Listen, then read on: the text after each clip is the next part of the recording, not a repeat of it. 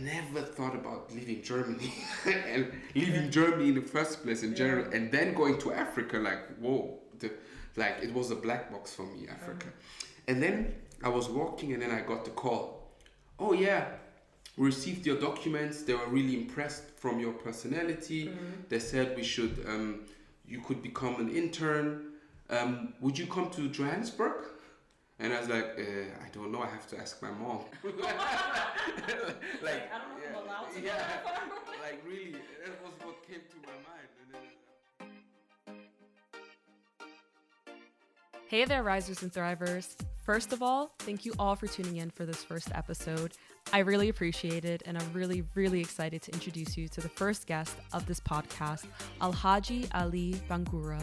And together, we're going to explore the pivotal moments in his life that took him to where he is today, his experiences navigating and trying to find a place in society where he rarely saw others like himself, and how he's using entrepreneurship to create the change he wants to see in society. However, before that, here's a bit of background on him. Ali started out with his studies in political sciences. He then merged it with his interest in international banking and finance with a focus on emerging markets and impact asset management. And in 2014, he founded and built Adan e.V., short for Afro-German Academic Network, which has become the largest nonprofit for Afro-diasporans, Africans, and Africa-interested students and professionals in Germany, with over 500 members across 10 cities across the DACH region. And today, he is the co-founder and managing director of Adan Impact. So thank you for joining me, Ali, and please take a few minutes to introduce yourself, your background, and what drives you. Okay, thank you for having me. Also, I feel very humbled, and it's an honor for me to be your first guest. So yeah, I mean, you've said you've done the LinkedIn introduction, but really, like, everyone calls me Ali, although my name is Alhaji Ali. Everyone calls me Ali because in kindergarten no one could say Alhaji. So at some point I just said, call me Ali, which is my second name. And my parents are from Sierra Leone, West Africa. And in Sierra Leone, or in West Africa, normally the name Alhaji is given to people that went to Mecca and came back. But in Sierra Leone, it's a common name. Okay. So, and I was named after a man that went to Mecca and came back, Alhaji Ali, a family friend of ours. And that's where the name comes from. But I haven't been to Mecca. So that's why when I meet Nigerians or Ghanaians, they ask me, oh, Alhaji, have you been to Mecca? But I haven't. This is actually a really good point, because I told my mom you were coming on the podcast, and my mom is low-key a LinkedIn stalker. So she was like, oh, he's been to Mecca. Yeah, and exactly. I was like, I don't think so. Yeah, so exactly. So that's it. I grew up in Weiterstadt, which is a rather smallish town next to Darmstadt, which is next to Frankfurt. So yeah, when I go outside Germany, I just say Frankfurt. Yeah. But people who are really from Frankfurt, I live in Frankfurt now, they're like, you're not from Frankfurt. Studied there. Yeah. I studied political science in Darmstadt. And then I went on to study international business and politics in London. And what prompted me to do that was someone I met, Cornelius, who's our current member, chairman of the board of Adan. And and I started Adan while I was a student. Okay. Yeah, so I started it in 2014, so I founded it. And I reached out to people I know that are ambitious, that want to achieve something in life, and who are of African descent. And we got together and thought about, okay, how can we empower each other? And what really triggered me was this meeting Cornelius and another friend whom I've known for a long time, and he was friends with Cornelius, Baba Tunde. Yeah, shout out to Baba, by the way. And Cornelius stayed at Baba's house for an internship with Deutsche Bank.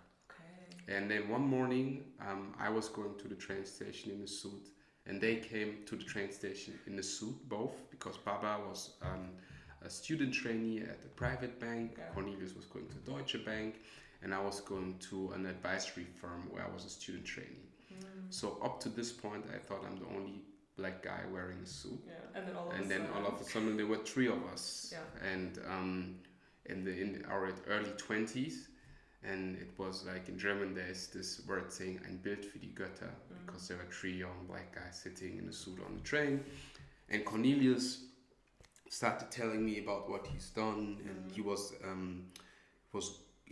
going to start a master's at LSE. And I was so confused. Wait, this Nigerian guy from Germany is studying in London. Why is he not studying in Germany like myself? It was just so, I didn't get it.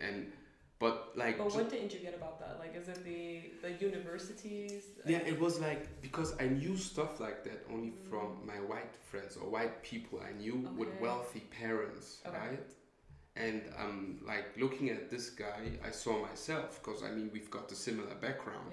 And funny enough, later we found out that my auntie was really good friends with his mom and dad. So small world, right?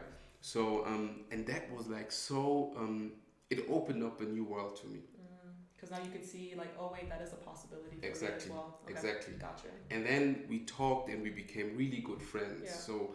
And we used to say it was like a seminar with Cornelius, because like he will spill all the information, the nuggets, and just things I didn't know honestly. And so we were sit at Baba's student house after, I don't know, we finished work, and then we'll talk, and he'll tell me, and then he gave me somehow the blueprint, like, yes, you can go to London, you can do your masters, you can get it funded and stuff like that. It's crazy, because I think that's also what goes back to the importance of representation, right? It's seeing that in someone else that looks like you, that made you realize that is a possibility for myself. And before we even like dive into that a lot, I kind of wanted to go back even a bit in the earlier days in your life, right? Because we talked about the book, The Opportunity Index, and when I was like, I didn't have the chance to read it all before we got here, but I did listen to Gavin Lewis's talk at LSE actually. And one of the things that he talked about was this pivotal change in his life or moment that kind of redefined the path that he took in life. And so for him, that was when his mom took him from the school that he was at to this other school. Of course, granted, he went through a ton of horrible racist experiences that he experienced there. But for yourself, do you look back at your life and have any particular moment where you're like, this was kind of the pivotal thing that changed my trajectory? Like, maybe while you think of that, I can even speak for myself. Actually, mine is very similar to Gavin Lewis's. Growing up, I lived in the Bronx up until I was 8-9 years old. BX. Like, from the Bronx, and then when I was 9 years old in 4th grade, we moved to a town outside of Pennsylvania, like white picket fence, suburban, predominantly white neighborhood. And what was crazy about it was, when I went to school in Pennsylvania, I was in the lowest reading class, lowest like educational level as compared to all the other kids. And because I had come from a school environment that just did not have the resources, you know, and then I went to this school environment, teachers gave you the books and supplies, like, versus my mom having to hustle and try to figure out how to get that for me. The teachers took the time after school to sit with me, and it was a complete 180 for me, right? Within a year, I ended up being top of class while performing in high school doing AP classes. And what difference that would have made if I maybe didn't change schools, right? So that for me, I think, is a huge pivotal moment in my life. But do you have anything like that that kind of set you on the trajectory? So for me, interestingly enough, I went to a good school, relatively early on. So, you know, in Germany you have this three folded school system, Hauptschule, Realschule, Gymnasium. And when I was in Grundschule, primary school, my mom had this chat with my teacher, and she told my mom I should go to Realschule. But the Realschule in our little town in Weiterstadt was known for being very bad with drugs and all of that. Plus, my mom heard that Gymnasium is the best. And that's all she understood, and she said, yes, my son is going to the best school. So I was somehow forced to go to Gymnasium, not because I wanted to go there, right? But then I had a very interesting school path, because I was not good in school. I was really bad actually, and I always like had challenges with the teachers, with fitting in, because like for me, I was the only black guy in the school out of 1,000 pupils. Yeah.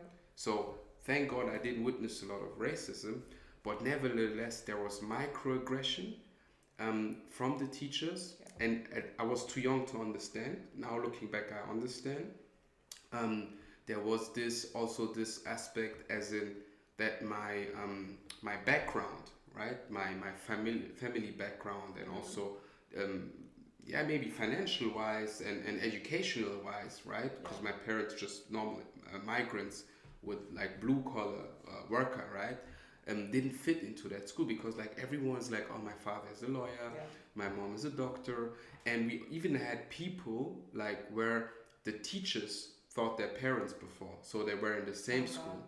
I had the same experience. Yeah. So I was like, you're the son of, I thought your father in 9th grade or whatever. And so I was just like thrown in there as a child of African migrants with no understanding what I was getting myself into. Plus it was like a science-focused university, school, gymnasium, right? So I just struggled, like going through there. Like the first year, I repeated in class 5, and then my sister came and joined me in the same, not class, but in the same Jahrgang, grade. So my sister was there, and then my mom, she said, all my children are going to that school because your brother is there, right? So all of 4 of us went to the same school. Okay. So I was in the same year as my sister, and my sister was doing comparatively well, but I was like just, because I actually did not fit into that school, my whole personality and the way I was, but my parents, like, they could not grasp it, right? And they could not really help me at home, but they did their best. Like they even paid expensive tutors to help me, because I was just so bad in school. So, and I just didn't know what I wanted and stuff like that. Do you think the environment, because you didn't fit in, also made you struggle in school as well? Absolutely. And I didn't understand the concepts which are required to thrive in that environment, and no one told me. And the best example I always have is almost up to A levels. I always thought, and this is very basic, you only study one day before the exam. Okay. And at some point, someone told me they study 2, 3, 4 weeks before writing an exam. Well, that makes sense. And I was like, okay, I didn't know. Okay. Like for me, it was just normal. Yeah. Oh, tomorrow is the exam. Oh, today I have to study the whole day. So you can imagine what impact that had on my grades. That's insane. I mean, I don't want to say it's insane, but that's actually really kind of, how do I say, I just had my mind a bit it was mind blown like that. Yeah. Because to me that was like, that's pretty imperative. You will study a little bit before and then you'll do the exam, but that just for you was, you didn't know that. I didn't know. Yeah. No, my parents didn't tell. They just knew study every day. Yeah. You have to study. Don't play. Study. And you're like, I'm gonna go play. Yeah. So I hated study anyway. To study, but still this concept of also listening in class, taking notes, going home, revising those notes, preparing yourself. Yeah. I didn't do all of that. I was just in class. If it was interesting, I listened. If it wasn't interesting, I didn't listen. Then I know I had some challenges, and then I knew also the concept of excellence, being hungry to get good mark grade. I didn't care. I was just I was just trying to get through it. 3 was great. 4 gewinnt. That's what they say in German. So all of this made me be the school kid I was. Yeah. So I got my A levels just Interesting. It was I just got it in grad so in German, you would say, right? We say in English also it's C's get degrees. You didn't have to have the best grade. You could still get a C and you'd be fine. Exactly. So I just got through it, and also the teachers, I know they hated me because I was a terrible student as well. I was a bully somehow, right? I bullied people and stuff like that.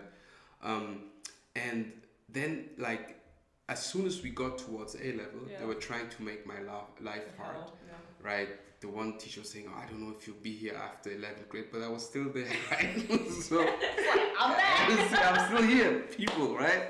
And then I went on to the 12th grade and did my A levels, and there was one thing obviously I was good, which was sports.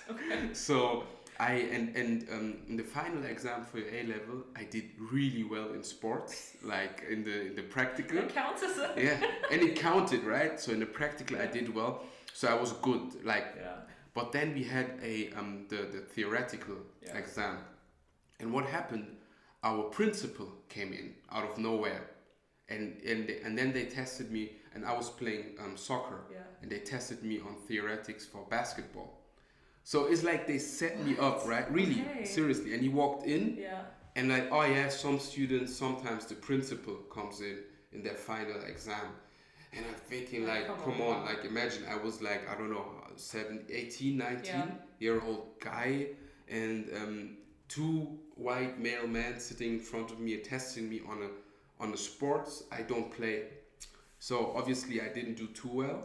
So that downgraded my good practical mark, and then I had like one last shot in English, which was even my first language, right? Somehow I was good in English, but they made it so hard for me that I got through it just like through. So I barely got my A levels, which was okay. Then I sat there. I have A levels now. I was gonna say, so like, what was that? Because I mean, you clearly realized in your gymnasium science wasn't gonna be the thing. Like, exactly. Science was not the move for you. Yeah. So what happens? You're sitting there. You've got your degree now, and you're like. Yeah. Now I'm sitting there. I have my degree, and I actually don't know what to do. Like, and I actually don't care. Like, cause I think all of the experiences I made, just like I just didn't care about many things at that point. So I was thinking, and then I was talking to my sister who did comparably well, and we were like, okay, so we have to study now. Because we were also the first in our community to have A levels in the Sierra Leone community, like one of the first children. So it was special. So I felt special as well, although my grade was really shit, right? So, and then we sat there and thinking, okay, what are we going to study? And then my sister said, and then I said, study law. Law is good, sounds cool, lawyer. She said, okay, why not? And then she applied to study law, and she went on to study law. And she suffered, but she did it, right? And I didn't know the difference between universities, between Fachhochschule. I didn't know you could apply to a university in Berlin or Munich. I only knew there's universities around my proximity, Darmstadt. There are 3 universities, and I read a little bit about what to do, and I already knew my marks are shit. So I knew I always had like a knack for business, but then I applied for civil engineering because you don't have a grade, like you can just go in. And I got in. And then if you tell your parents, I'm going to study civil engineering. Oh yeah, engineer. Tell your West African parents you're going to be an engineer. Yeah, that's good. Then I started it, and I met new friends, and I failed miserably. Because I didn't like civil engineering. You see, I talk a lot. So I'm not a science guy, right? Math, physics, it's not my field. So then I met new friends. Like before, I was only hanging around with German, like people of German descent, and then suddenly I had a lot of migrant friends. Because there was no NC, because no barrier, a lot of migrant people were there, right? So we were hanging around, having a good time, but not studying. So, and it obviously led to the fact that I was not good. And in the 3rd semester, I realized, okay, now it's over, you have to focus. And then I said, okay, let me change the university, because we did some really bad stuff in the university.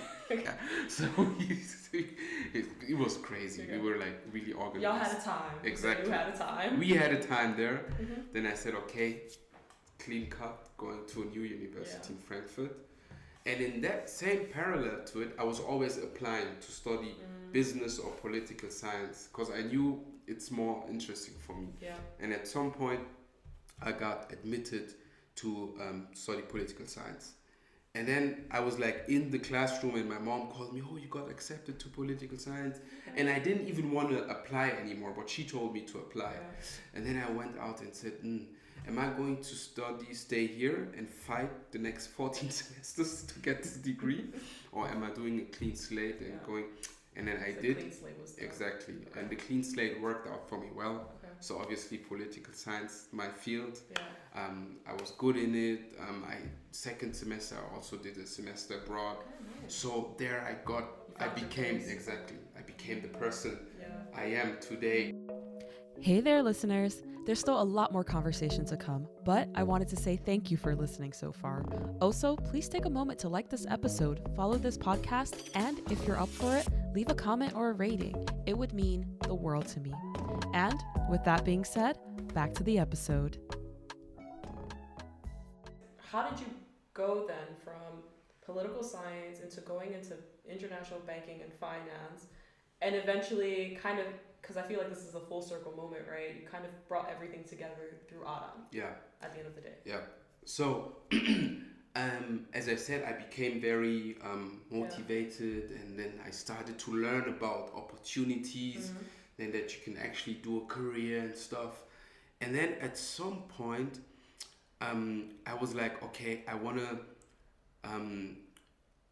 wear a suit to work. I wanna become this successful manager guy. But how do I even do it? Like, I didn't know. But then a friend of me called me up and said, hey, I'm doing an internship with a advisory firm, and they're looking for political science people. And at that point, I was like, political science was, again, I found myself in this situation where what I was doing was somehow not enough. Because people are saying like, oh, what do you study political science? Oh, political science. So you're going to be a taxi driver. Oh, interesting. So that was like the thing about political science. Like, people were like, okay, taxi driver. Like, so I was like, but then I always had this knack for business, management, companies. And also this drive to be more. Exactly. This drive to be more, right? And then my friend told me about the opportunity. I applied. They invited me to Nuremberg. And this was the first time I was like in this business environment. So I met this managing director. He was wearing a suit. And I was like, oh, how cool is this? And then I was supposed to do like real political science work. I was supposed to do a wiki for Southeast Asian countries, because it was an international advisory firm, and they advise on cross-border companies, like cross-border transactions and setting up your company when in other countries. And I was in this talk with this guy, and he was like, I really like you. You have a good personality. Have you and this was also pivotal in my life, because in that point he said, so you're African and German. Have you thought about going into like diplomatic service in Berlin? Because you have both cultures. So this was the first time I was somehow aware of my background, that I'm a bicultural person. And that it can be a very much a power. Exactly. For you, right? Exactly. So this guy was telling me that you are African and German, and I never been to Africa at that point. Like, my African was like, just as soon as I stepped home, my parents and some uncles, aunties, and if I go to an African party, that's it. That was my African personality. Other than that, I was just living in Germany, right, as a black guy, and I didn't have that consciousness. And then I said, no, I didn't. I haven't thought about that. And he was like, oh, you would be perfect, and you should think about it, Berlin, blah, blah, blah. And I said, okay. And then I checked, and I saw the requirements. They were so high, and I said, with my grades, no way. But then they took me. He was so impressed, and he said, we'll call you in 2 weeks. But the call never came. And I was like, shit, what am I going to do?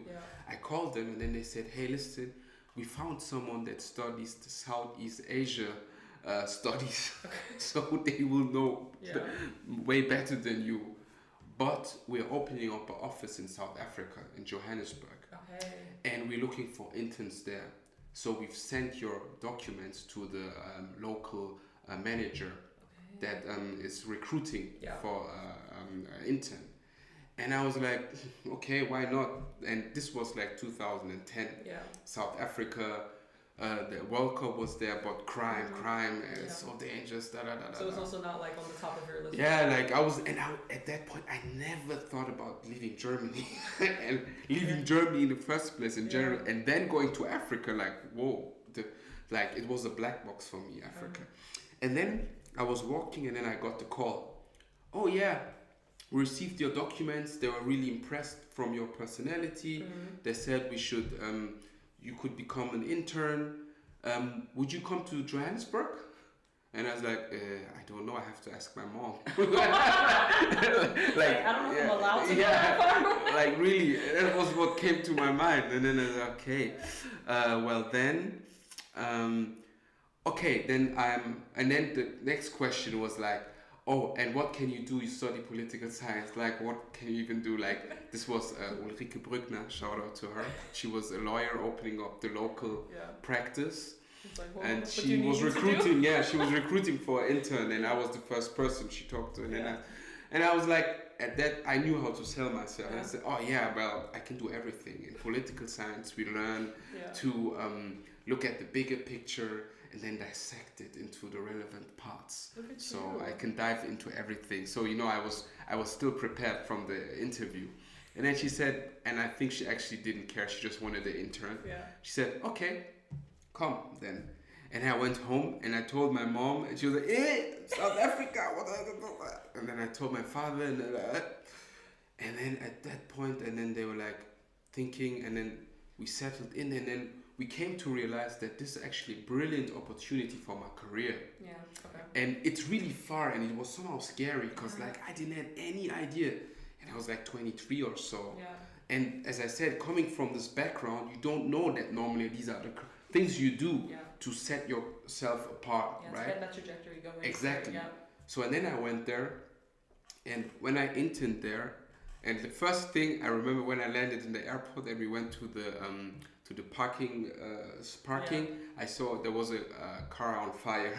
And literally I was like, shit, like where am I? It's like everything my parents did not want me to go to. And then I was accommodated with the German guy that moved to South Africa in 1950. He had like a villa, and he was a little bit, also a little bit AfD-ish, right? You would say today, and concerned.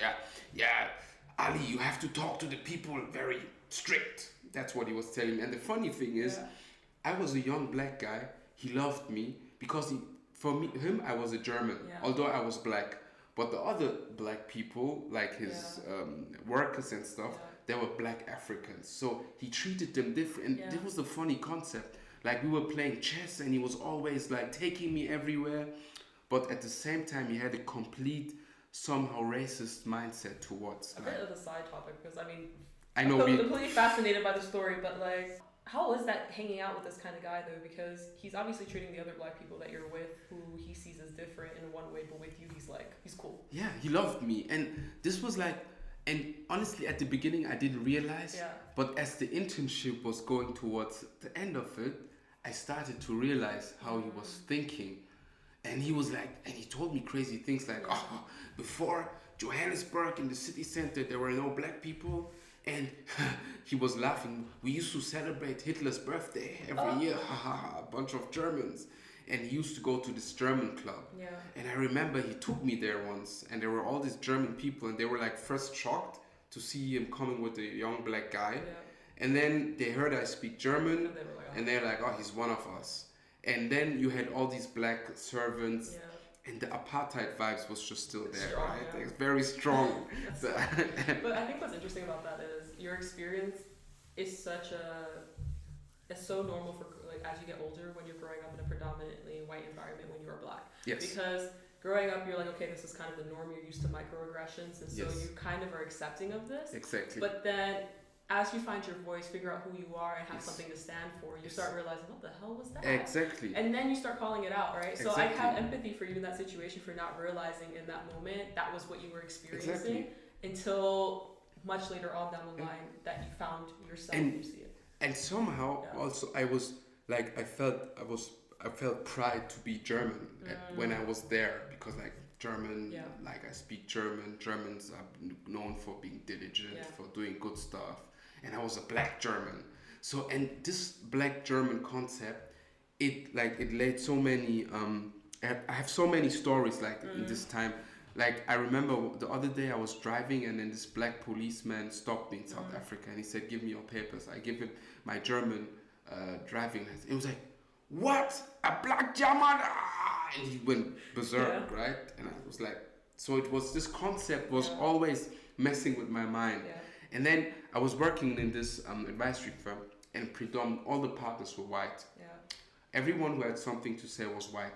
And the crazy thing is, in the office, all the junior staff was black, and we were all cool. And as soon as we left the office, like went to the mall, you saw the white people didn't even say hello. And for me, it was like, I was used to being around white people. It was normal for me to be cool with white people. And it was like crazy, like how the black people was not used to that. And also the white people, at some point, there were like things that happened there, which were crazy. Like I had a white girlfriend at that time that came there. And then they were like, "Oh, Ali has a white girlfriend, interesting." So like, how does that work? So all of those things, right? And all of that like made me who I am today. And so to round it up, I'm so sorry that okay. like, I was so fascinated by all of it. It's going like this way. But like, so what I was doing at that time, I was preparing presentations for people, for companies to come to set up shop in Africa. So we could advise them on company formation, because my boss was a lawyer, on company formation, tax topics, and stuff like that. So I was doing a lot of business development. And main fields were like energy sector. So I was drafting like investment advisors and stuff like that. So in that sense, I came to realize that it's always the money. Companies don't come and invest in Africa with all these opportunities because they don't have the financing. So that's how I got interested in finance.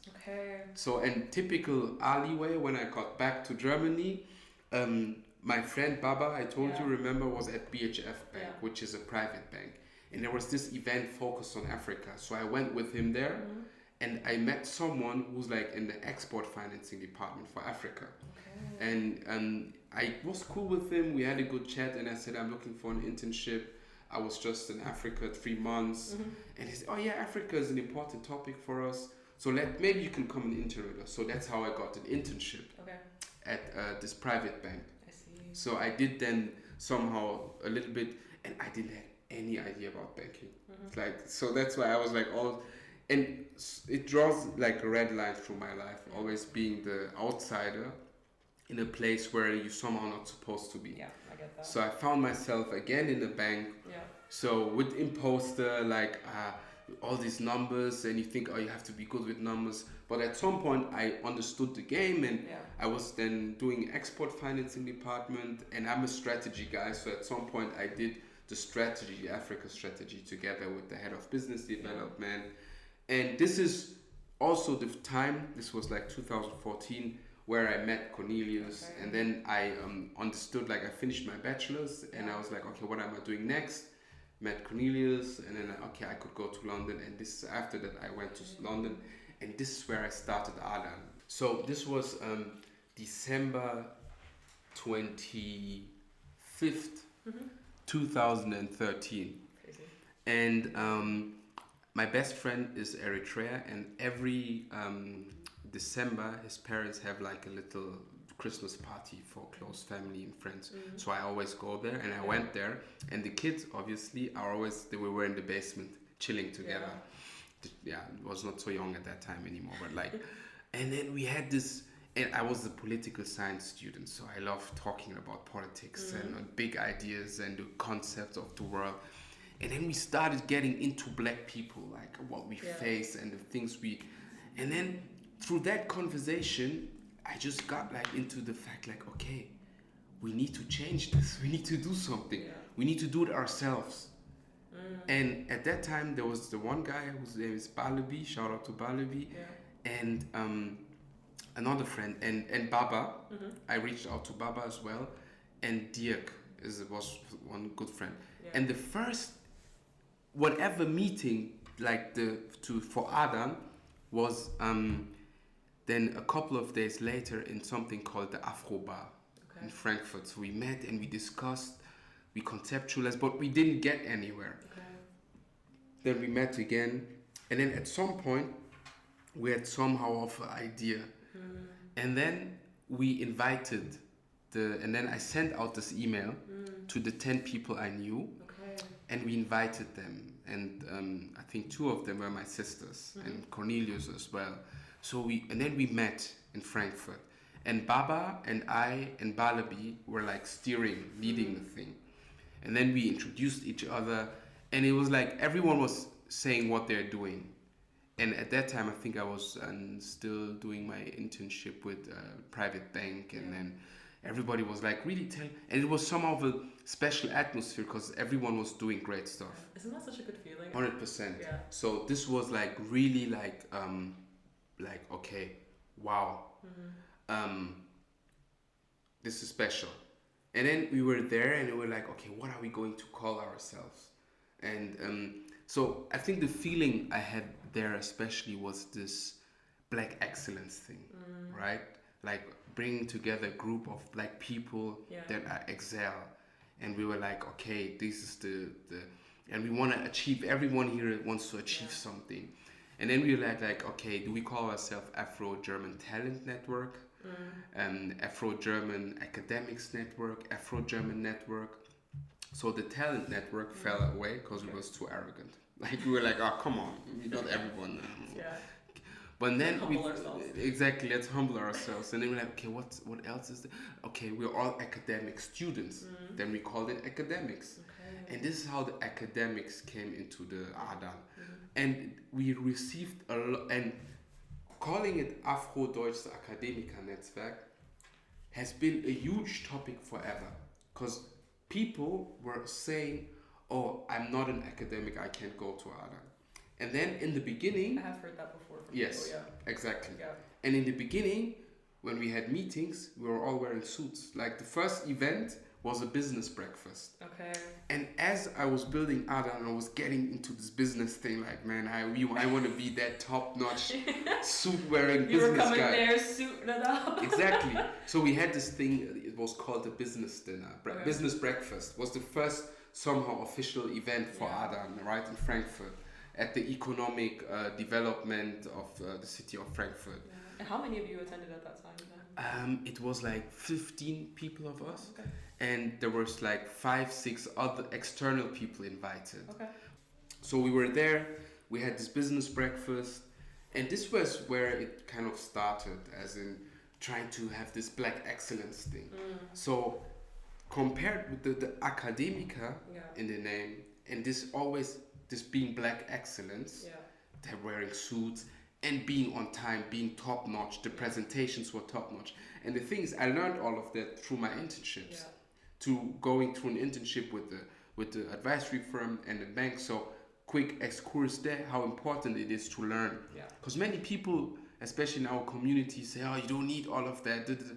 You do need it. Because you learn, you're being honed. I think it also goes back to what you said in the very beginning. You didn't understand the certain behaviors or etiquettes when you were in gymnasium, right? You didn't realize that you needed to study a few weeks before, not the night before. And I do agree with all those internships and things. Teaches you how to perform at a certain level that works in a particular environment, and you do need that if you want to operate in that environment. Exactly. And this exactly is what set Adan apart at that point, at very, very early on. Because our presentations were crisp. Every event was like well planned and started on time. And it's a racist feedback, but we got the feedback. Oh, when I got your invitation, I thought it's an event for a bunch of Africans, and they'll be late anyway, and it will be chaos. But it's so good. It's on time. But this was the feedback we were getting in the very beginning. So, and then we started to step up our game, and Rüdiger, the law guy, he didn't have any connection to Africans, to Black people, but he was so impressed by our vision of empowering young Black people, building the network, supporting companies to go to Africa, because that was what I knew at that time, so it was a big part of Adan early on. So he said, I want to help these people. So he started to help us from 2014. Oh, wow. And this is, and then he what they did, it was work where it was a partner with Norton Rose Fulbright at that time. So they gave us a event space. So we hosted our first big event in Frankfurt at the Taunusturm. So this was like a huge, nice office space where you could skyline, you could see, and everyone there was dressed in a suit. So we still have those pictures where we all stand there, everyone's wearing a suit, and we're so dapper. And the topic of that day was Afro business, like how to break into business in Africa. So we've been doing this, right? There's like a trend now, like everyone is coming with black in business, Afro business, but we've been doing this since 2014. Hello, hello, hello. Pardon the interruption, but before Ali spills all the tea on the 3 core aspects that helped him build Adan, I wanted to ask you, what topics and or guests would you like to have on future episodes? Feel free to leave a comment with your suggestions or shoot me an email at janine@ontheupandup.io. And without further ado, back to the episode.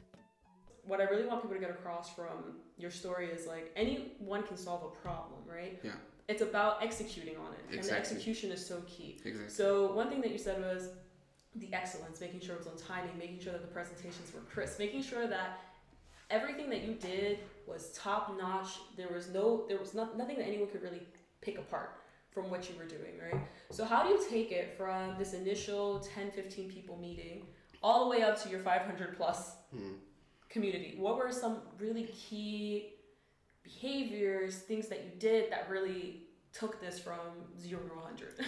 So one thing, and that's a funny thing, this excellence, like achieving being excellence in whatever we do, it somehow drove people away, because like we often got the feedback, oh, I'm not joining Adan, you have to be an academic, and they're all wearing suits. So we received a lot of hate from some people, like, no, them, But in the same time, people that loved what we're doing joined. And that's also like, that's why Adan is a special community. Okay, so the first thing is you found your demographic. Exactly. The people that join Adan are people that are prone to excellency. I mean, also you became an Adan member, right?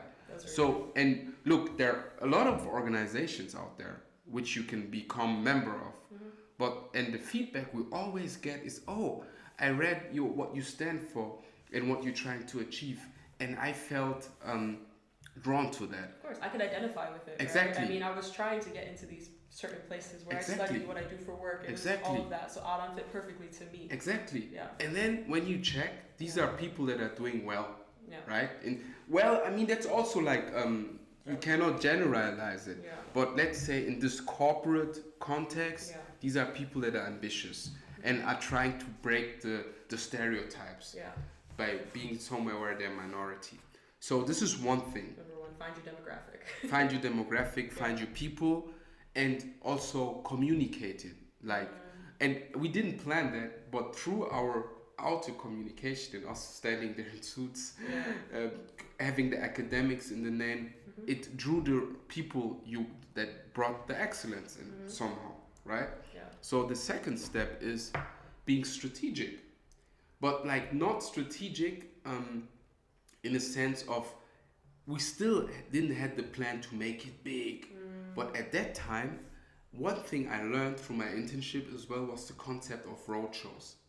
So when you're raising capital, you travel in every city and you present yourself and your investment opportunity. And then I was thinking like, and people started to reach out to us. Oh, are you in Munich? Are you in Berlin? Are you where? And then I sat together with Jonas at that time, and then we said, hey, let's do something like a roadshow. Like they do that in banking. Like they go to different cities. Okay, how can we finance that? And then we said, okay, we spoke to Rüdiger. We pitched it to Norton Rose, and they gave us 2,000 euros. Oh, nice.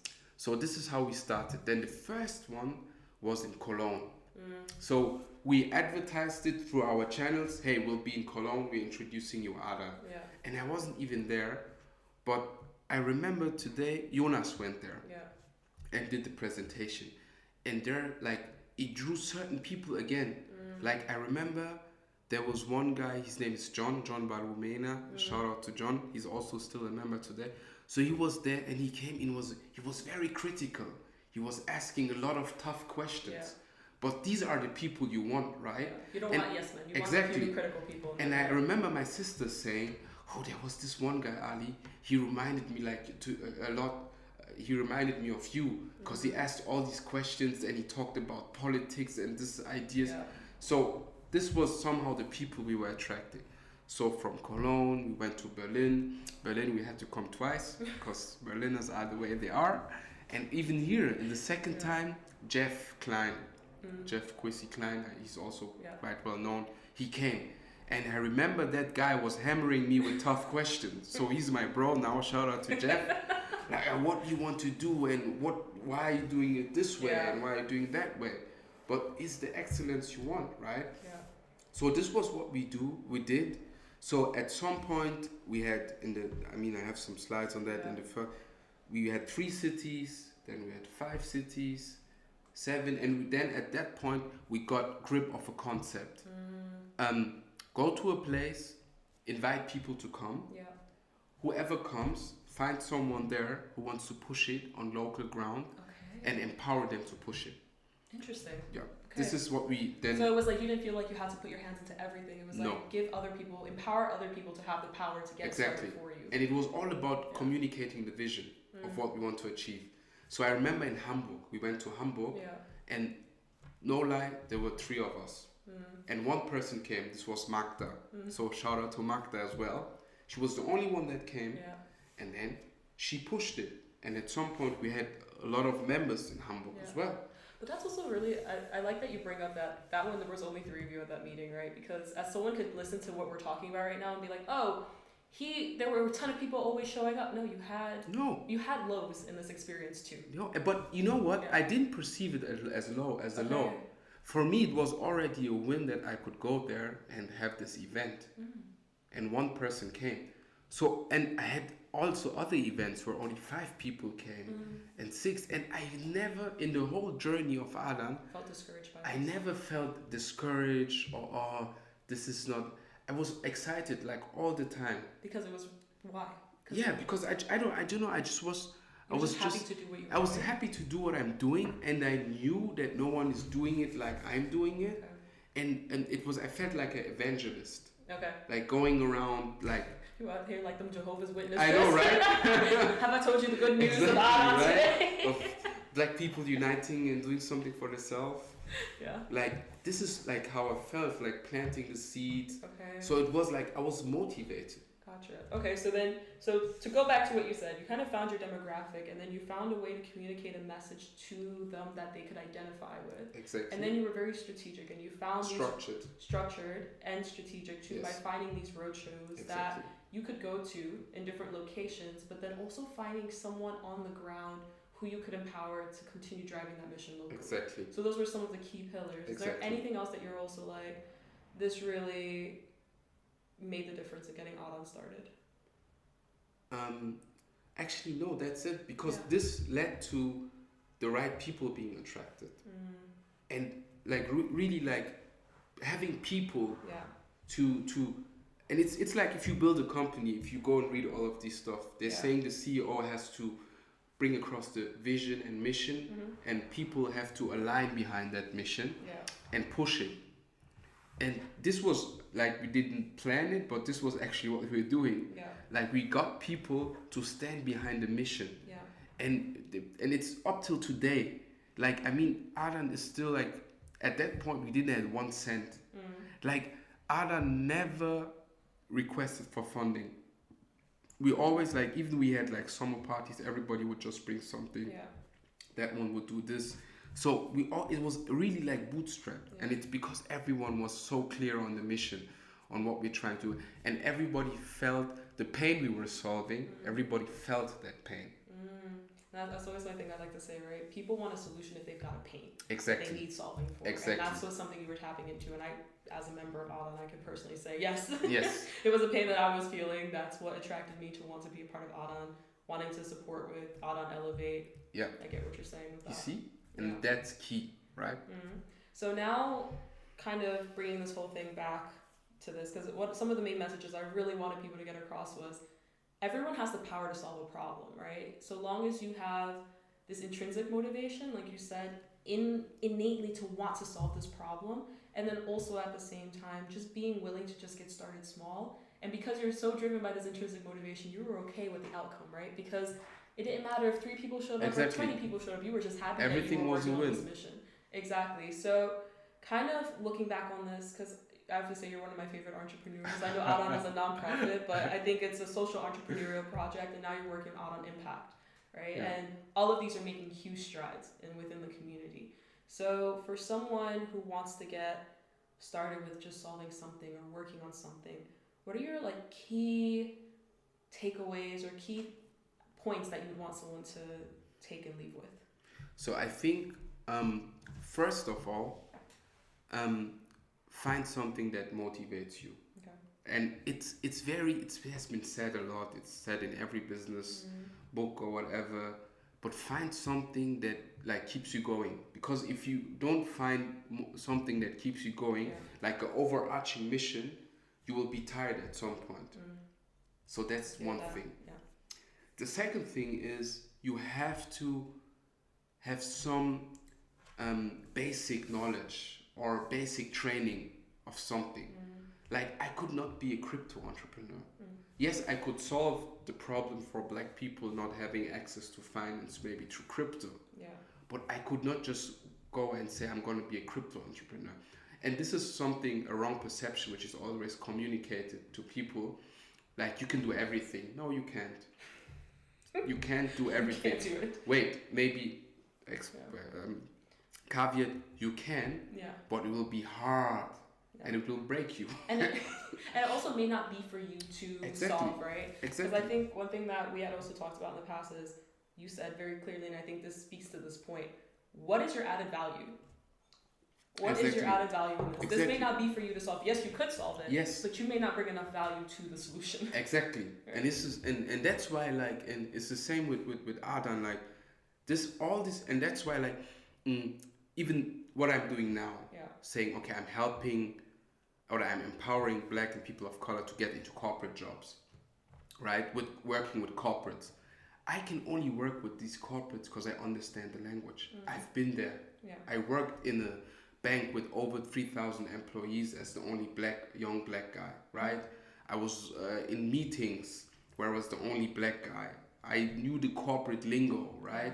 And I know how corporates work. So that's why I can manage to work with large corporations and stuff like that. And that's why you need some basic training and knowledge about a topic you're diving into. And if you don't have the knowledge, at least you should somehow feel the pain yourself so much that you say, okay, I'm willing to dive into this. Well, there you have it, folks. Find something that motivates you, obtain skills and basic knowledge that helps you have an added value to the problem that you want to solve, and at minimum, be able to empathize with the problem you're solving.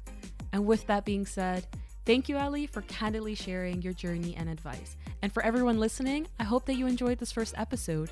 If you have any questions about the episode or would like to share your feedback, get in touch with me via email over ontheupandup.io and or over social media. Also, it would mean the absolute world to me if you would like, comment, subscribe, and follow this podcast on your favorite channels. Also, feel free to share it. And until next time, onwards and upwards, y'all. Speak to you then.